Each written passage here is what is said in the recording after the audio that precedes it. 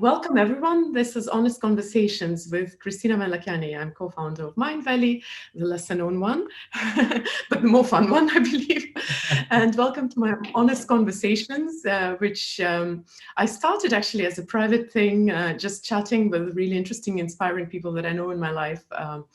Privately on my Instagram, and then we decided to move it to Mind Valley community. So welcome everyone. I'm happy to see you guys joining. And traditionally, Honest Conversations was, as I said, my private chat. I've never put any topic on that. It has always been very casual because I wanted to talk about things which are important. So I'm going to introduce my guest. My guest today is Markus Lehto. Hi, Markus. Hello, nice to be here.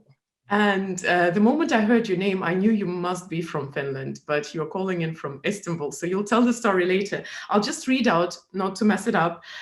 Markus is co-founder of Joint Idea and Lifeworks Labs and a co-founder of the global community Love Mafia. And by the way, it's not written anywhere in my bio, but I know because the first time when I met Markus about a year ago, the girl who introduced us, she spent a few minutes just reading out everything Markus has done.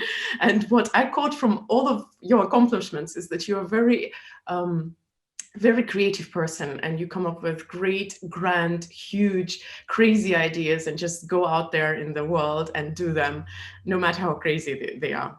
Is that about correct, or am I exaggerating?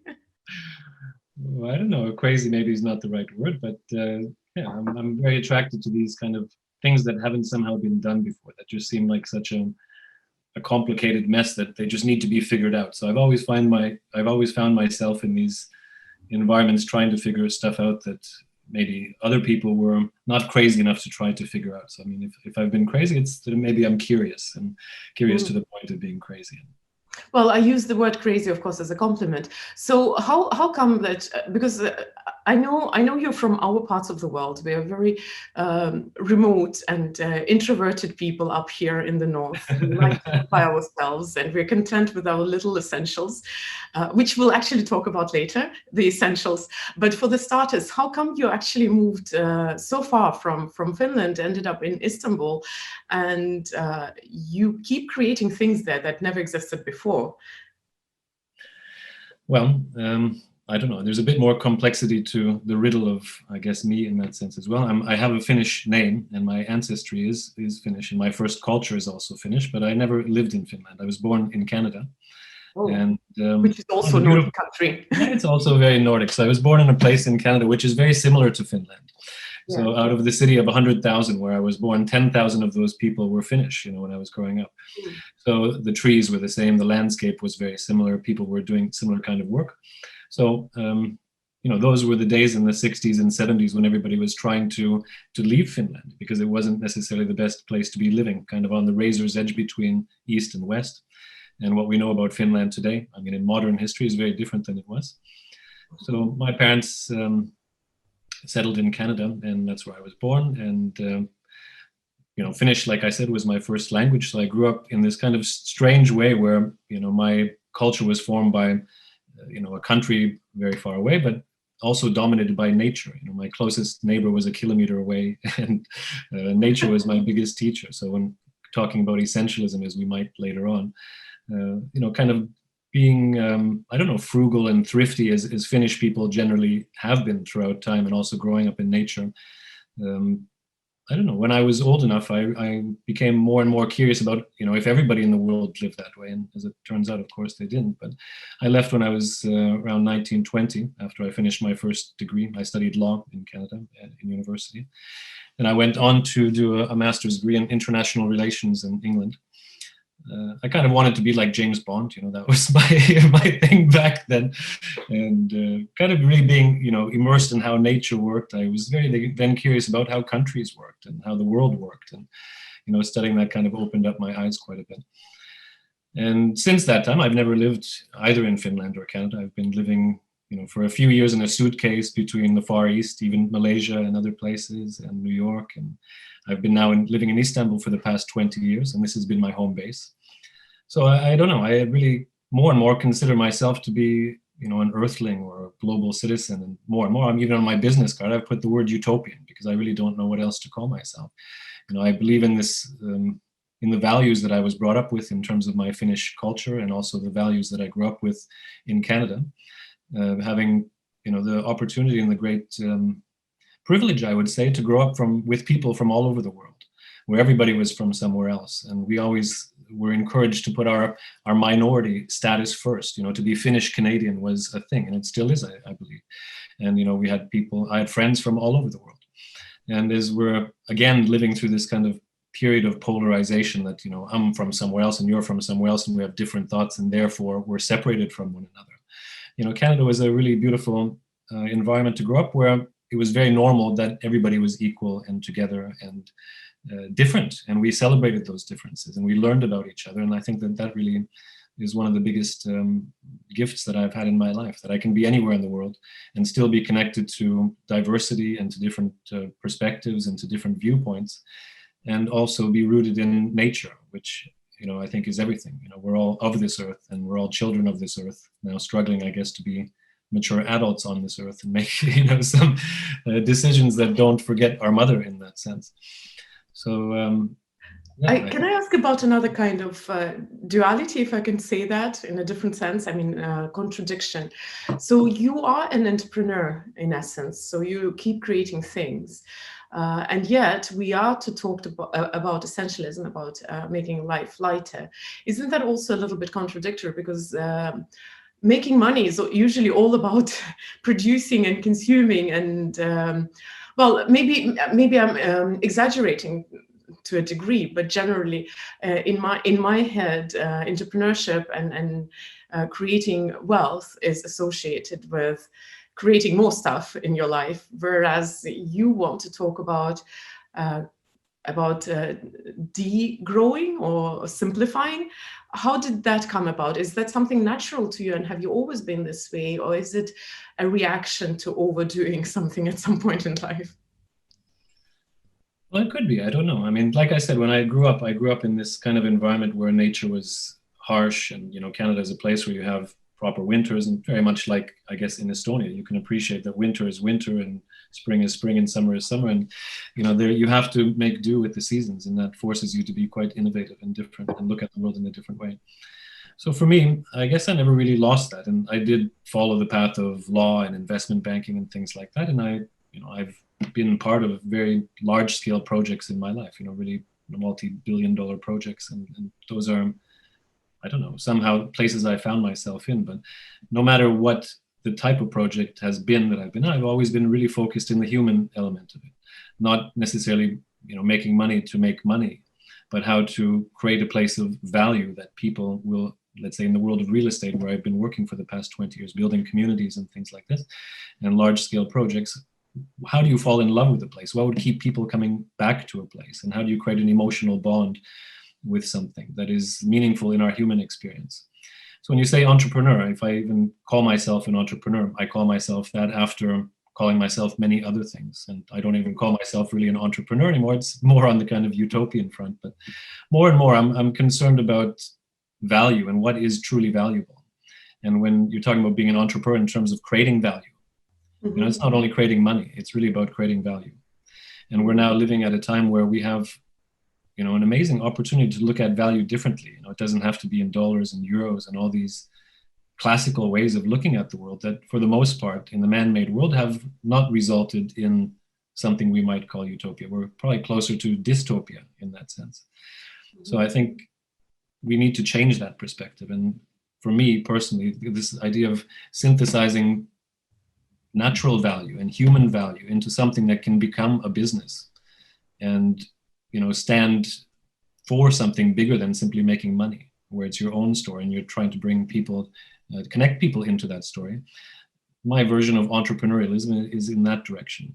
Not so much calling it social entrepreneurialism. I do believe in for-profit businesses, and I think that when you do something for profit, it forces you to go a little bit harder, I think, and you have to be a bit more competitive. However, how you spend your profit and what you do with profit and why you're seeking to aim profit is totally up to you. And all profit doesn't have to be bad. What you do with the value that you create, I think, is the important question. So, Markus, you've mentioned being utopian. or I don't know how to call this name, several times. Can you talk a little more about this? Because this is a little like in a movie in a way, and not very familiar term. Mm-hmm. Well, it is and it isn't. I think everybody's heard of it. But I mean, most people, when you ask them, well, what do you know about Utopia? What do you think about Utopia? They'll rhyme off this kind of sentence saying, well, yeah, people tried to do this, but then it didn't work and something failed. And, there was a vision of some kind of idealized, society or something. And yes, nobody's done it yet. Utopia doesn't really exist in a way that we can truly touch. And essential to the word utopia is this thing that it's no place. It's not something that we're going to walk on a road and eventually come to. It's really a kind of ethos for living, that you're trying to move yourself and use your creative power to create a place that is, if we look at what the definition of utopia is, it's a place, an ideal, imaginary place where people get along and are happy. It's actually so simple. And I think at the essence of it all, that's what we truly all want, right? It's like kindergarten group. They get along and they're happy. Well, I mean, you can, yes. And then if we go to essentialism, it is that. And if we kind of look at what our inner child wants and where we ultimately want to be, it's to be in a circle of friends where we're discovering life in a way which is non-violent and, playful. And, we could use many different examples, but I think that essentially life can be that way. We don't have to make it so complex and, so impossible and so fearful and so driven by, many of the wrong things. And I don't know, the word for me, I've also known it all my life. It was just actually when I was invited to speak at Mind Valley in Istanbul, when you asked me what it was a year and a half ago or so, then I kind of forced myself also into this context where I had to say, well, my mom's been asking me, who are you for years. Every time she talks to me, she says, who are you? And I say, I don't know. And eventually this kind of idea of just, the utopian. On the one hand, it made me feel good because I don't ever have to achieve it. I'm utopian. I'm chasing these kind of utopian ideals.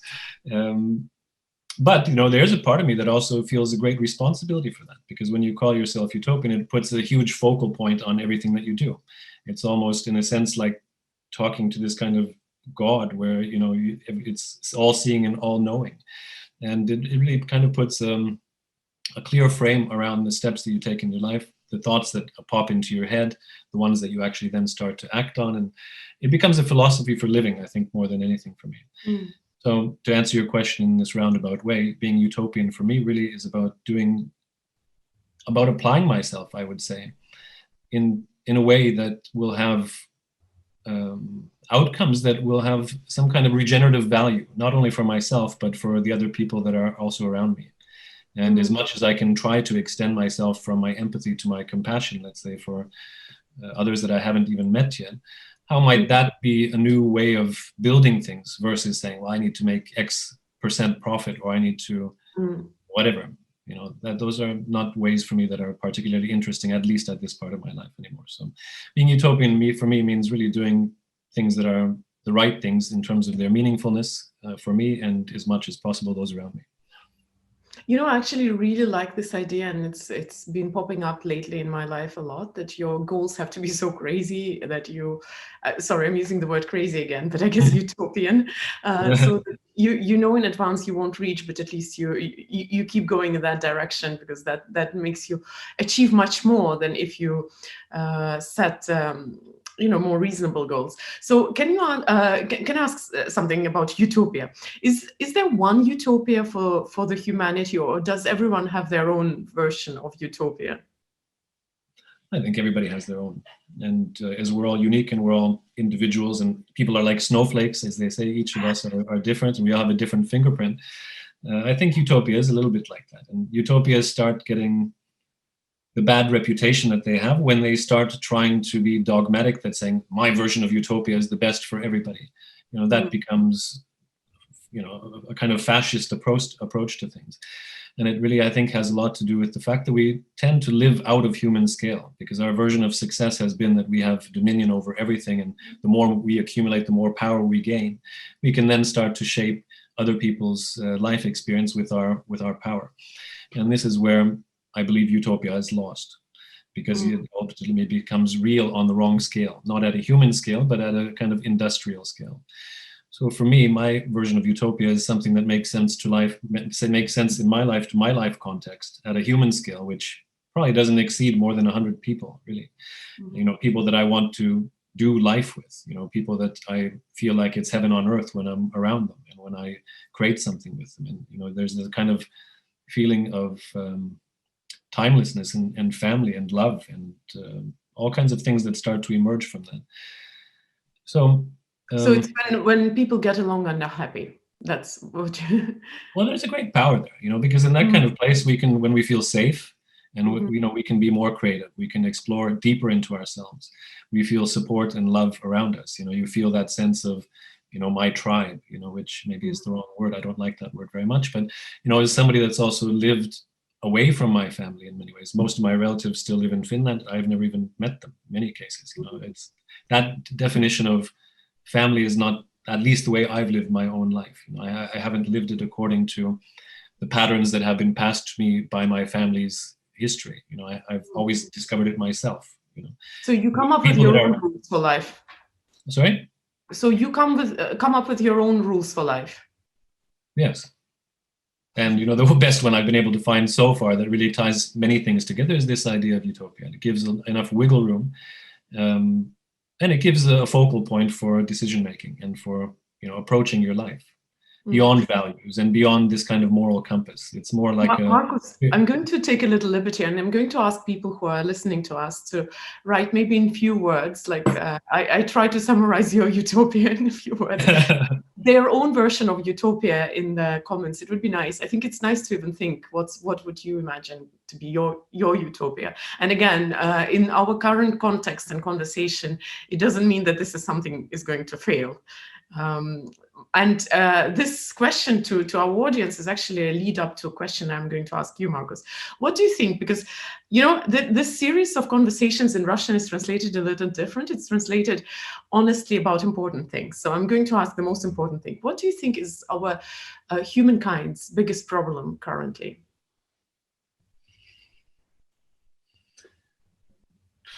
Well, we live in a man-made world. And I think, if you're asking me for a very quick answer, it's that. And the man-made world has been built out of rules and guidelines and a level of consciousness that, we don't ask too many questions and we don't really become the creators or manifestors of our own destiny. We're following somebody else's game. We're dealing with second-hand, third-hand rules. And those are the things that ultimately lead to depression and to not discovering yourself and, to feeling that you have to be part of a system in which you have no agency or no ability to make any decisions. And that's kind of become the way the world works, especially over the past, 20 years or so, as globalization and everything has become as interconnected as it has. We've been living in a system, I think, that has the wrong values. And, the consequences of that are obvious. If we look at what we've been going through from, COVID is one thing that was maybe man-made and brought into the world as it has kind of taken shape because of the way we live. And if we look at the next stages of what the next problems will be from global climate, from climate shift through to, the way we interact with technology, which has now consumed us. I mean, our boss is in it also, or in IT, information technology, but it truly is in it.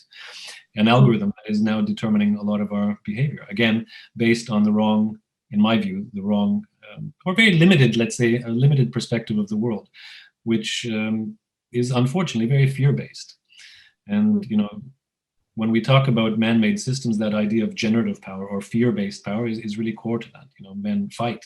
They've been doing that for ages, and we're living through a period right now where maybe it's only been 50 years that at a mass scale we haven't been killing each other.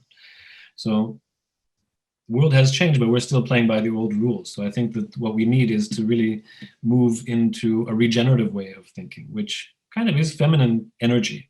I'm not saying that it's really a man or female, man-woman problem. It's not like that. It really is about, I think, also men bringing forward contact to their feminine energy and to kind of changing the rules of the game from being simply man-made to being, I'm not saying woman-made, that's not the opposite. It's really being more regenerative and to changing the rules of the game.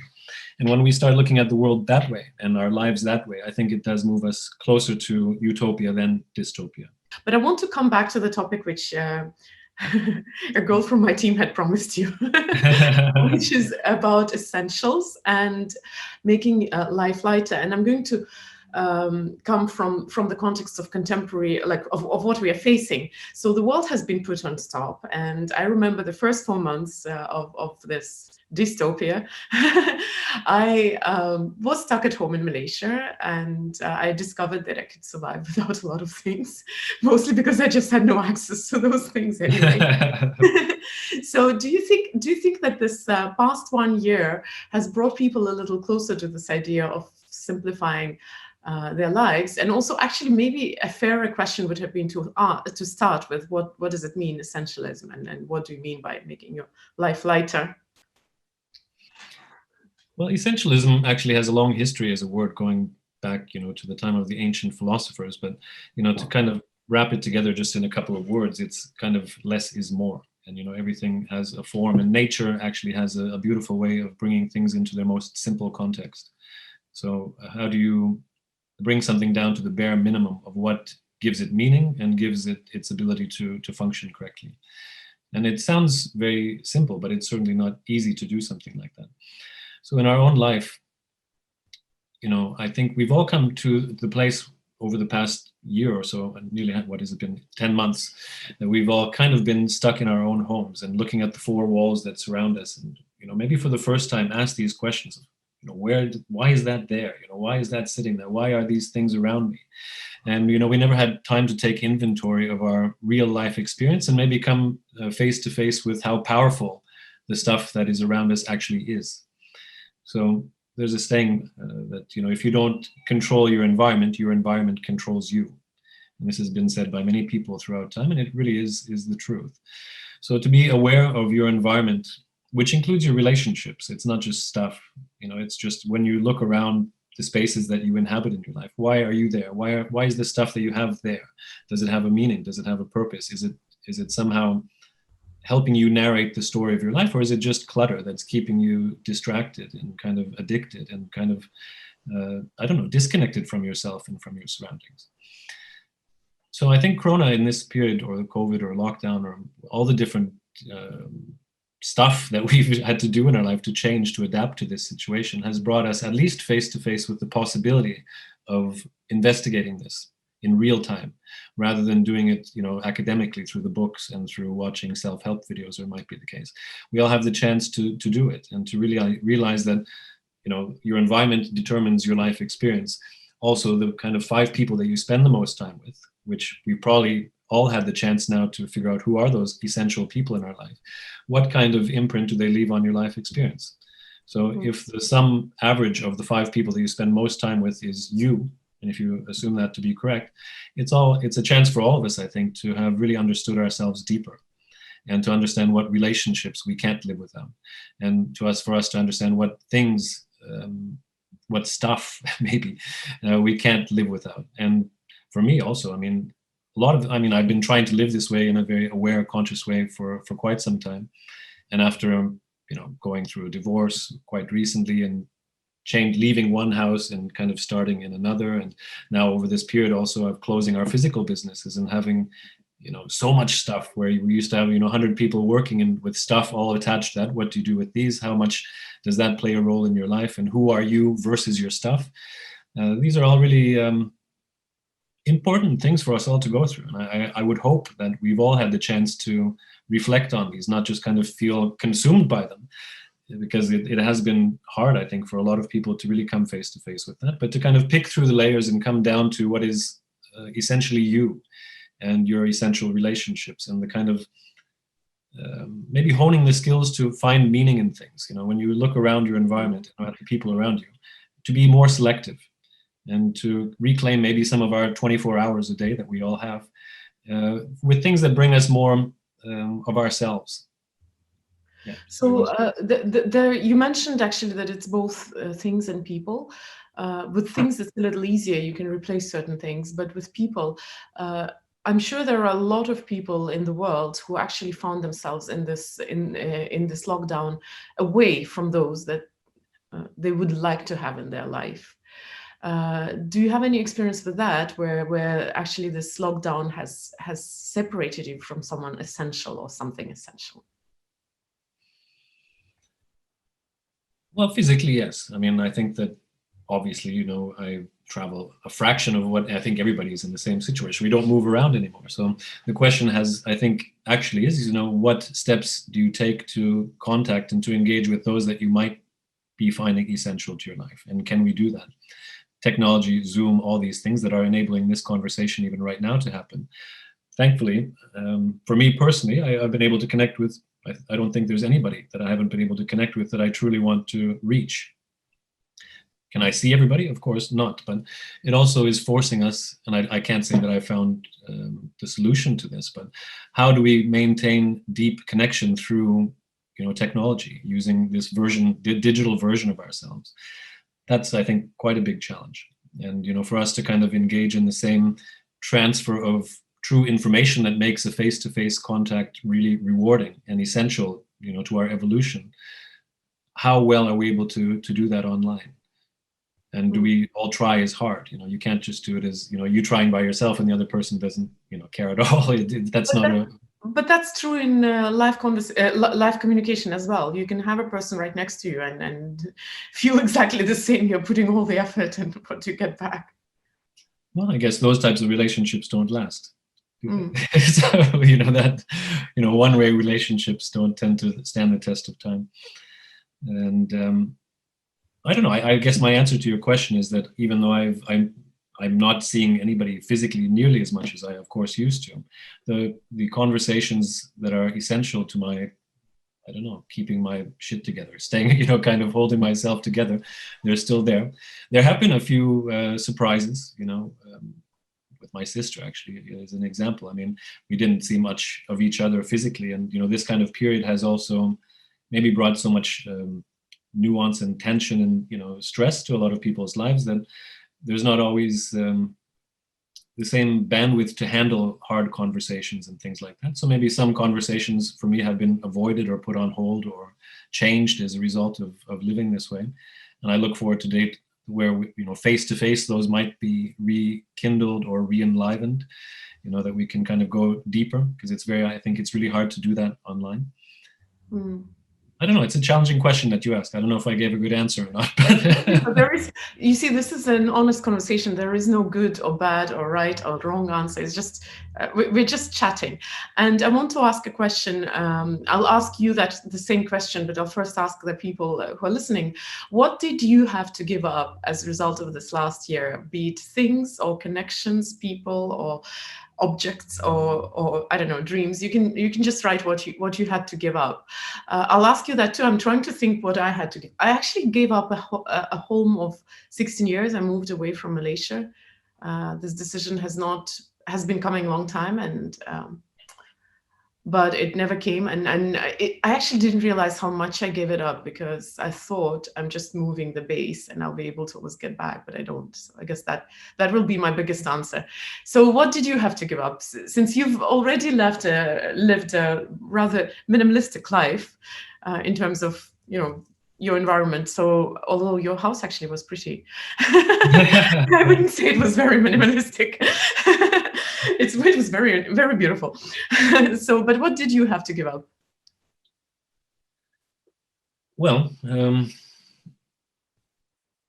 don't know. I guess you could say so many different things. I mean, physically speaking, a lot of things. Like this whole COVID period started with me changing my life scenario, like I was mentioning. So I gave up my previous home in that sense. I don't feel that it's been given up. It's just kind of changed energy, I would suppose, in a sense. That was a big one. So, after being in a relationship, having a family, and, many people struggle with these things. After a 20-year relationship, that leaving that is a time-consuming and all-encompassing process, let's say. So that's been one. So also rebuilding from that afterwards and things like that. Physically, our businesses, we've been, joint idea in Lifeworks Labs and all these things you mentioned. We were, for the past 6 years, doing everything face-to-face. We still believe in physical community and the importance of coming together to bond and to exchange hormones and oxytocin and all these different things that, happen when you're together. And bugs. Well, that too, but No, that no, keeps no. I'm actually saying it in full honesty. There's comfort in safely exchanging your bugs. yeah, definitely. It's what keeps our immune system strong. We need that. That's how we've been able to evolve, I think. So having let go of that layer, and for me, that I think was a huge one, because in my life for the past 20 years or so, at least, after being in Istanbul and Turkey, I've always had, some range of physical spaces to kind of exit to or to escape to. I'm a Scorpio, so I always like to have some kind of escape hole. That for me has always been important in my life. And now I don't have that. There's just this new version of home. So it's to literally be going between upstairs and downstairs in this place that you also visited when we were here together with Eda. So having a new relationship in a completely different way of operating in that relationship, and also not having the same, I don't know, physical options, as before. It's giving up the physical world almost, in a sense, as I knew it. And also as somebody that's been working in, building large scale projects and kind of urban planning and all kinds of stuff like that, for a very, very long time, to kind of live this highly inward focused life, which is much more of an internal journey, and to kind of hang out with myself, so to speak, and hang out with the very few people around us, or around me, I guess, has been, the biggest journey. And I know that's maybe not, I'm no different than anybody else who's listening here, but my whole life context in terms of always having a kind of physical thing that you have to operate. I don't know if you feel that also about your office, maybe in Malaysia, but when you have this kind of thing that's waiting for you, and if you're not giving it attention, it's kind of sitting there, wondering what to do.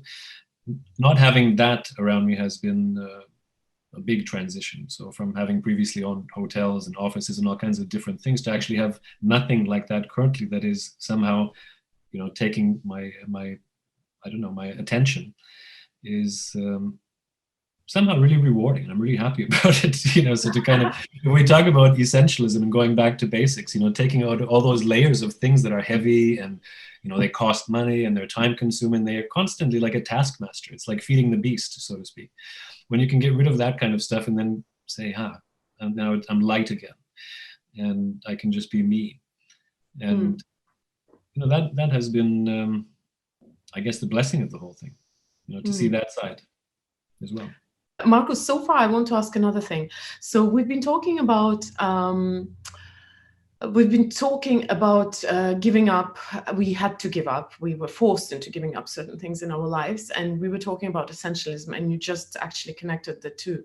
Is there any suggestion or any theory or any idea or any exercise, anything to make this transition from having something which is meaningful to you? I'm not talking about giving up clutter. This is like, in the sense that a lot of people would talk when they talk about cleaning up and lighting up. But when you have to give up something which was meaningful, which maybe you had attachment to, even if it didn't serve you, but still we do care about people, about things.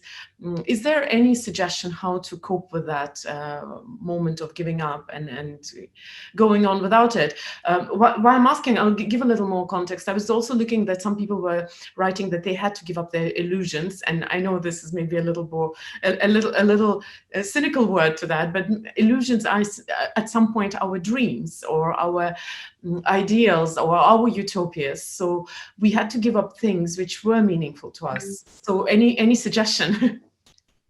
Well, that's the hardest one, the kind of the dreams and the illusions and the kind of narratives that we believe to be true are the things that we give the most value to. Otherwise, anything is just an object. And, it's harder, of course, with people because, people are living and breathing and emotional and, they're like us, they're alive. So you have to be more sensitive, of course, when it comes down to people.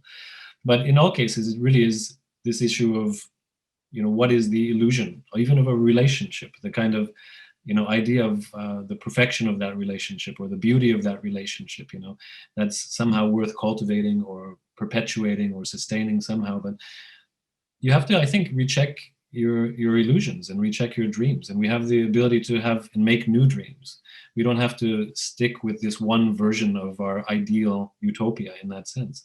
And I think part of the whole story of self-actualization, or kind of realizing who you are as a person, is really the idea that you can kind of let go of all illusions about it and just kind of start from nothingness.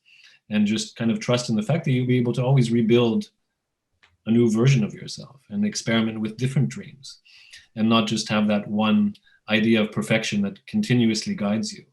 And let's face it, for most people, that one idea of perfectionism is also a utopia that you can never truly reenact, over and over again. It doesn't exist like that. You just kind of get caught into your safe space of recollecting that thing over and over again, which I believe does have some value, but for the most part, that doesn't necessarily take you forward. It kind of is nostalgia versus being proactive. And I think that was a space that I also had to live through a lot, is really getting through the nostalgia and those things, those illusions that you believe to be so true and the most valuable things in your life, that they're your safe space, your safe spot. Mm-hmm. And I've had so many of those too.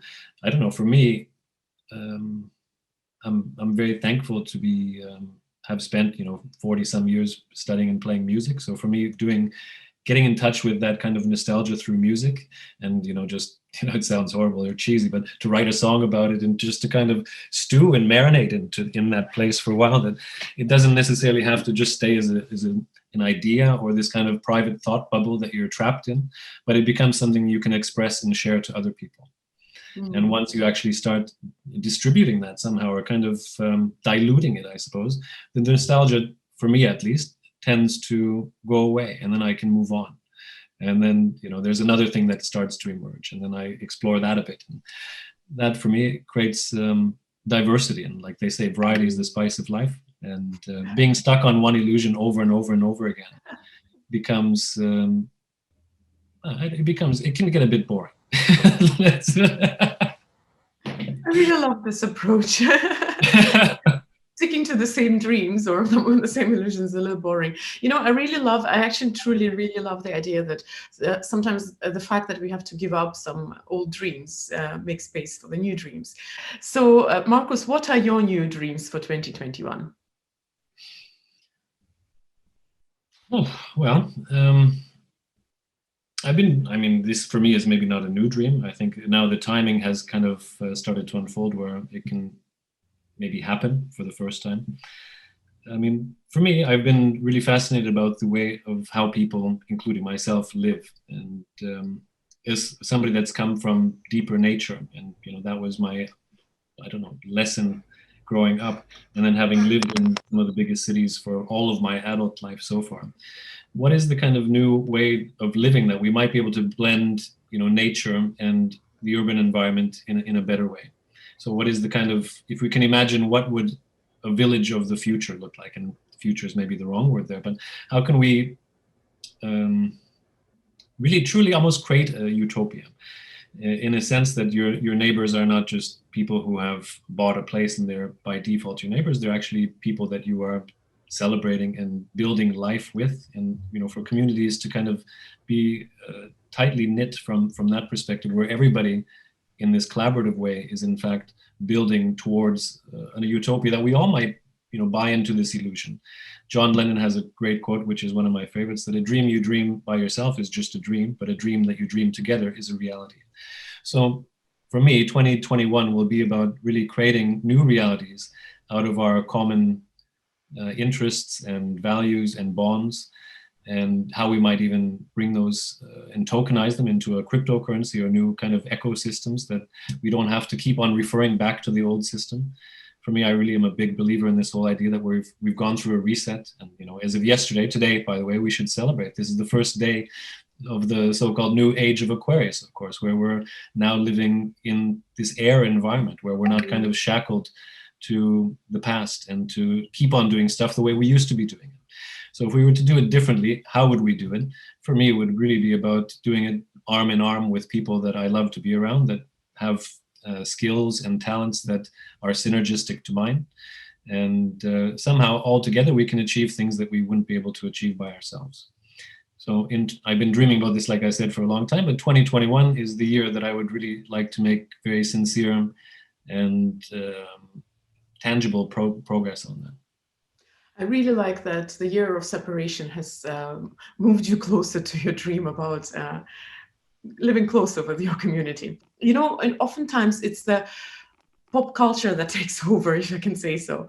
If you look at music, it's usually the simpler jingles which become popular all over the world, whereas like the true artistic value often goes unnoticed. In personal growth, again, I've been in this industry for a long time. It's so much easier to promote things which are very simple maybe and superficial in sometimes, and it's so much harder to go deeper into philosophical topics. So Markus, how I know you've been answering pretty much that question so far, but still, do you have any suggestion how to keep going and believing in what you're doing if you feel that what you're doing is valuable, is deep, but maybe the world isn't quite ready yet? Well, there's a lot to be learned from history and other people that have gone through moments like this. So, I mean, the answer to your question, I would actually draw from a 17th century samurai who, after his barn burned down in front of him, he said, "Barns burned down, now I can see the moon." So that in every kind of moment in your life where something's fallen apart and dismantled itself, and you are become nostalgic about that and sad about that, and kind of feeling this great sense of loss because of that, life works in the kind of way that there's always something to replace that. By changing your attention and changing your awareness, there may be some beautiful gift that's been waiting for you the entire time, like the moon waiting behind this barn that he never saw until it burned down. So I don't know. I mean, for me, my partner Edda has really been instrumental in kind of keeping me focused on that. And when we met, she was writing this blog called Believer in Life, and she still continues with that. And the idea of simply believing in life and trusting that life is looking out for you, and that the universe, in fact, is there to serve you, that it's a manifestation machine for the things that you have within you that want to be manifested if you're committed enough to them. Never give up on that, because it will happen. And you're not in the way that you'd expect, and there's so many different wisdom traditions that talk about this and share their own version of that. But in the times that we're living in right now, and in the experiences that I've personally had, is number one, don't give up on it. And I think that you have to kind of test your commitment to it, I mean, over and over again, and it has to form a kind of core part of your being, whatever it is that you give meaning to and value to. So reflect on that. I mean, there's so many different ways to do that. I mean, you can meditate on that. You can write poems on that. You can write songs on that. You can find friends that enjoy talking to you about that. You can challenge yourself by trying to talk to your parents about that. And that might be tough. And, kind of putting yourself into situations where you have the ability to, dance with it. I'm not even saying test it, but just to kind of gain familiarity with it. And you yourself will be the best judge of whether or not you're on the right track or not. Thank you so much. We are coming to the very end of our time, so I'm going to be fair on people, and I will try not to overdo the timing. But one really nice question came in, and I'll read out the question, and then while I'm reading out the question, I want to do the traditional thing, and I don't want you guys, I don't want to push it off. So by tradition, I'm asking people to leave a heart for my guests, as thank you for sharing your wisdom and your knowledge and your depth and your warm, calming energy and positivity. So I want to ask people to leave your hearts. While Markus, I'm asking a question of you, which came from Natalie.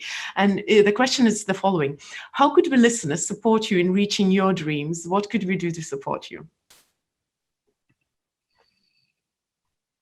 I don't know. That's a tricky one. I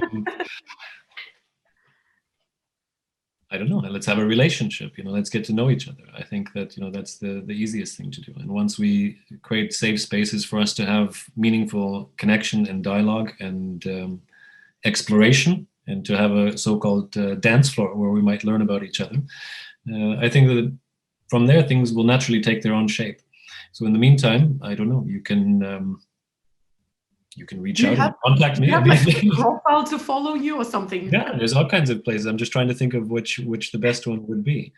But I don't know. The first thing I would suggest is that you can check out our Love Mafia, which is our community. And I'm personally very much against supporting Google and Facebook in the world of predatory advertising. And I don't believe in the world of being an it or being a product.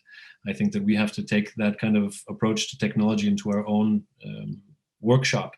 So Love Mafia for us is a kind of a community where we have it in our own platform. We're working now on next platforms, which are bringing together blockchain and AI and all kinds of new, I don't know, exciting technologies that will enable us to do different things that we didn't used to do. So the easiest way to connect is to join in Love Mafia, because I give that I'm not sure where the internet is interrupted, but Edda left a link to Love Mafia. Markus, are you still with us? Any, maybe you can comment, am I the one who is lost, or is Markus gone? It's Markus. Oh God, I hope we'll get to hear Markus at least for a goodbye. Well, anyway, if Markus doesn't come back, there is a link to Love Mafia. You can follow him there. Yes, Markus dropped off. We didn't get to say goodbye properly, but I hope Markus saw the hearts, and if Hedda is still listening, then she will pass the information that we are sending you love, and huge thanks for being with us. Thank you everyone who joined. Thank you, Annie, for being our invisible angel as usual. I feel so much safer with you, with you on the other side of the screen. And I'm going to see you soon again. Oh, Markus is back. I was just saying byes. And you're muted. Sorry, I was thrown off the system, but anyway, I'm back. So I was just saying byes because we are up with our time, but we have the link to Love Mafia in the chat. You guys can find it. I was just saying thanks to you for sharing this hour with us. It was really a very inspiring and encouraging conversation. So thank you very much for joining me and the people, and thank you guys for coming and being active, for commenting and leaving hearts and for asking questions. And I have to wish you all guys nice holidays, because the holidays are starting soon and I can't wait for a nice Christmas with my family.